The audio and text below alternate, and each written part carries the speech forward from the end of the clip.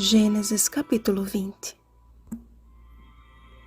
Disse Abraão de Sara sua mulher: ela é minha irmã. Versículo 2.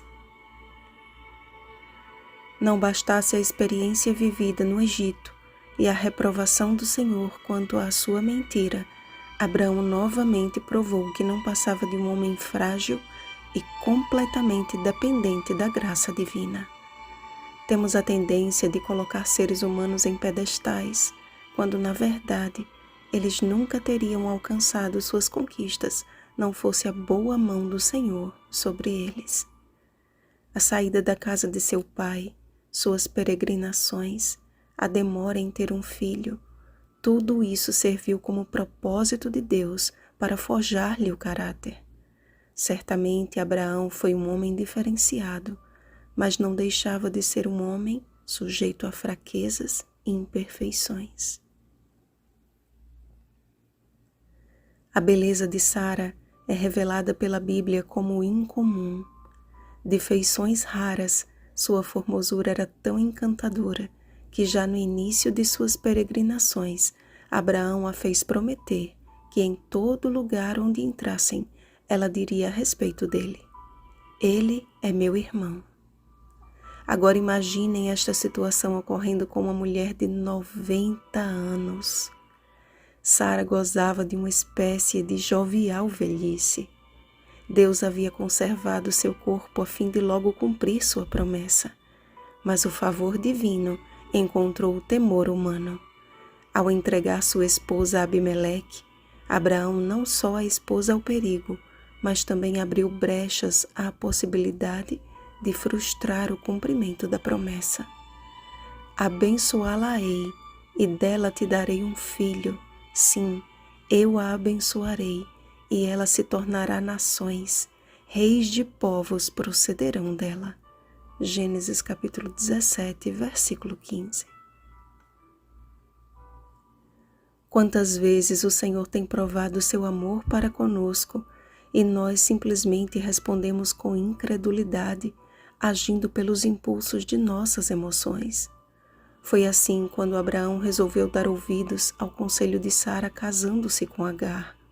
Foi assim quando ele mentiu ao rei do Egito. E foi assim quando pela segunda vez declarou o que ele defendeu como uma meia-verdade. Mas as perguntas que não querem calar saíram da boca de Abimeleque como se ditas por Deus. Que é isso que nos fizestes? Que estavas pensando para fazeres tal coisa? Este episódio, bem como os demais que revelam as fraquezas de Abraão, não contradizem a fé do profeta de Deus. Eles só reforçam a verdade sobre a salvação. Ela provém da maravilhosa graça de Deus através de Jesus Cristo. Como bem confessou Abraão: eu que sou pó e cinza. Gênesis capítulo 18, versículo 27. Quando confessamos ser esta a nossa condição perante o Senhor, estamos reconhecendo a nossa total dependência dele. Um alto preço foi pago por nosso resgate antes da fundação do mundo. 1 Pedro capítulo 1, versículo 20. Um plano perfeito foi estabelecido para salvar a raça caída. Mas o ser humano fez do sacrifício de Cristo algo comum, como se não passasse de um símbolo religioso e nada mais. Se a beleza de uma mulher de idade avançada não podia atravessar reinos sem ser notada, por que a beleza da salvação em Cristo tem sido passada por alto como se fosse uma mensagem ultrapassada? O fato é, meus irmãos, que não há desculpas para o pecado. É certo que Abimeleque foi enganado, mas Deus o avisou sobre tal engano e lhe deu a oportunidade de fazer o que era correto. Abraão, por sua vez, também teve a oportunidade de se desculpar, mas usou de desculpas para não admitir o seu erro. Só que, independentemente de nós mesmos e de nossas imperfeições, Deus é fiel. Abraão ainda tinha muito a crescer e aprender debaixo da paciência e da misericórdia do Senhor. Não é diferente conosco, amados. Fomos escolhidos por Deus para a salvação em Cristo Jesus. E ai daquele que se coloca em nosso caminho como pedra de tropeço. Coisa perigosa é ocasionar dano a um filho do Rei do céu.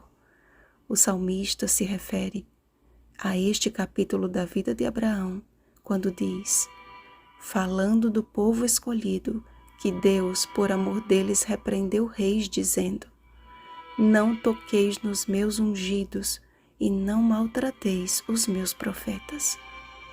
Está em Salmo 105, versículos 14 e 15, Ellen G. White, Patriarcas e Profetas, página 85.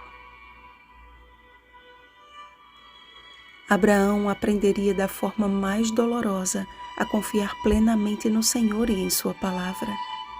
Não encaremos os momentos difíceis como sendo para o nosso prejuízo, mas sejamos confortados com a certeza de que há um Deus no céu que não desampara os seus filhos, que das nossas fraquezas suscita forças, 2 Coríntios capítulo 12, versículo 10, e que nos está preparando para entrarmos na Canaã celestial.